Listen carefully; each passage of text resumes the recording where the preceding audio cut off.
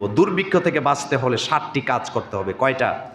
1 নম্বরে ধৈর্য সহকারে আল্লাহর কাছে সাহায্য চাইতে হবে, কারণ এটা আসে কার কাছ থেকে? 2 নম্বরে কৃষি খাতে মনোযোগী হইতে হবে।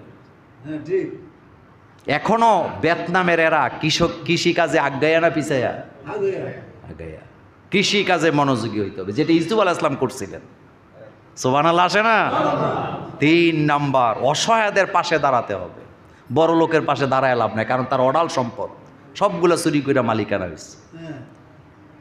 4 নাম্বার সংযত জীবন যাপন করতে হবে। পড়াল খাইলে আর নষ্ট করলে হবে না। 5 নাম্বার অধিক হারে দোয়া করতে হবে, অধিক হারে সব সময় দোয়া করতে হবে। কার কাছে? 6 নাম্বার গুনাহ ছাড়তে হবে, কবিরা গুনাহ ছাড়তে হবে, কবিরা গুনাহ বন্ধ করতে হবে। 7 নাম্বার সূরাতুল ইউসুফ থেকে শিক্ষা নিতে হবে। পৃথিবীর কোনো রাষ্ট্রপ্রধান তার দেশকে অভাব থেকে মুক্ত করতে পারেন নাই, শুধুমাত্র ইউসুফ আলাইহিস সালাম আল্লাহর আইডিয়া দিয়া দেশ মুক্ত রাখছে।